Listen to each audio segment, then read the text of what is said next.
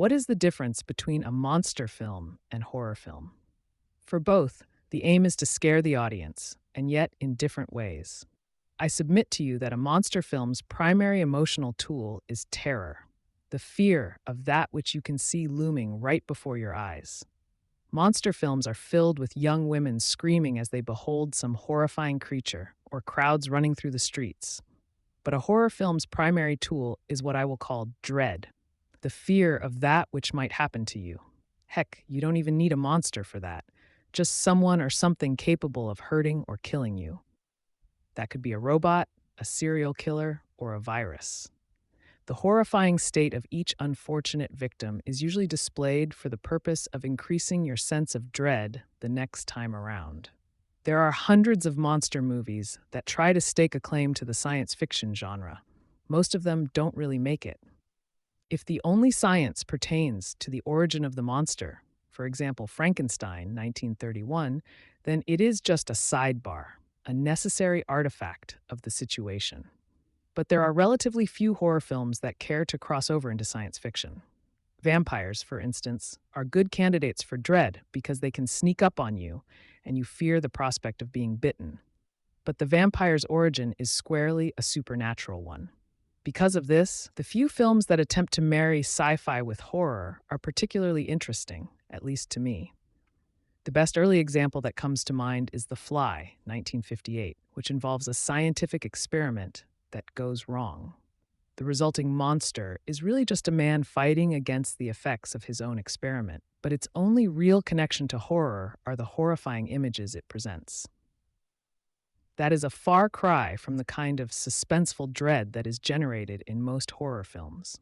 There were a few original Outer Limits episodes that you might classify as sci fi horror, like Wolf 359 and the Zanti Misfits. And that old sci fi classic, Quatermass and the Pit, certainly had elements of horror in it. But these are really sci fi stories with creepy images and some peril added in. To this day, I can't think of any film that has ever come closer to melding the worlds of science fiction and horror more perfectly than Ridley Scott's Alien. It's the only film I know that has one foot planted firmly in each camp, making it impossible to peg it one way or the other.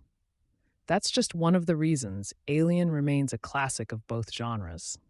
Alien came out a few weeks before my 8th grade graduation.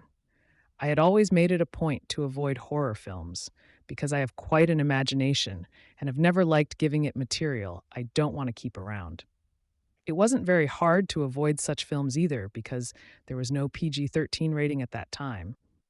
So pretty much all horror material was rated R, and I was just 13. But my best friend's family, a more liberal-minded bunch, thought it was a good film and offered to take us to see it. After getting fully hooked on Star Wars a few years back, I figured I might actually like it due to its being set in space. So I apprehensively went along to my first R-rated horror film. Well, I was on the edge of my seat for most of the film and, believe it or not, actually enjoyed every minute of it. This was not your typical horror flick trash, designed merely to make you jump or gross you out. Ridley Scott turned out to be a master of suspense while putting it into the context of a truly interesting story. In Alien, we have a monster with just as much potential for dread and just as much class as any vampire. It is a stalking monster that waits in the shadows and strikes when you don't expect it to. That is a tried and true horror film motif used by everything from snakes to serial killers. End of story, right? Wrong. This is also a new species, an animal worthy of scientific study. Every aspect of its existence, from egg to parasitic first stage to juvenile to adult, from its blood chemistry to its killing mechanisms, are all revealed slowly and purposefully, like a scientific study. What is ingenious about this scientific approach to the creature is that where normally such understanding mitigates the audience's fear of the monster, in this case, it is designed to increase it.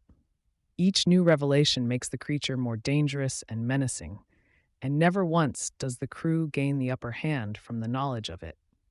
Even the architecture of the spaceship the creature is found in, which was inspired by the strange artwork of H.R. Geiger, was intriguing enough, being perhaps the first successful exposition of an alien technology that was organic rather than just an advanced version of our own.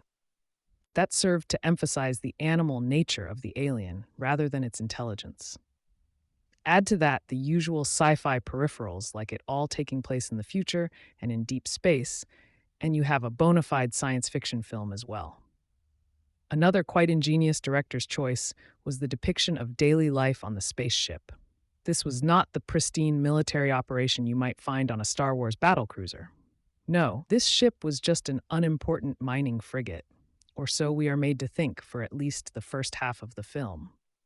The few advanced technologies that we find in the protagonist's camp are downplayed, and the more human aspects of daily life, like eating, drinking, and sweating, are displayed without apology, much like you'd see on a reality TV show. In the first scene, the crew wakes up from cryogenics looking totally wasted and go grab some grub and a smoke. They are shown bickering and arguing about various issues of ship management. This has the effect of making the characters much more relatable, despite the alien setting. And that's exactly the type of comfort you want the audience to slip into before all hell breaks loose. My hat goes off to director Scott for this one. I can only think of two flaws that crossed my mind even at the time. The first was how the alien could grow from the size of a cat to a huge monster in a matter of days, and that without any apparent food source. The second was the cheap shock value of making the audience believe Ripley has escaped and the film is over, only to find the alien on board again. However, I can forgive the director for that one only because he planted the alien's head in full view of the camera without me noticing it was there until it moved. It's as if he was saying, "Don't blame me, you could have seen it coming." The success of the film spawned, haha, a bunch of sequels, which all ranged from just okay to horribly awful. I give some credit to the immediate sequel by James Cameron, entitled simply Aliens in plural. It was made 7 years later and had more of a Starship Troopers approach, with the military coming in to blow away the colony of creatures that has wiped out the humans. It is well directed, has good continuity with the first film, a few original ideas, and sadly, a lot of ideas borrowed quite clumsily from Scott's film, including the campy double ending device. Of course, Cameron tailored the ending to his liking, making it look suspiciously similar to the ending of his recent film Avatar. The type of craftsmanship introduced by his predecessor is now absent, replaced by something more akin to that which brought Cameron success in The Terminator. As for the rest of the sequels, Sigourney Weaver was a saint to have stuck around.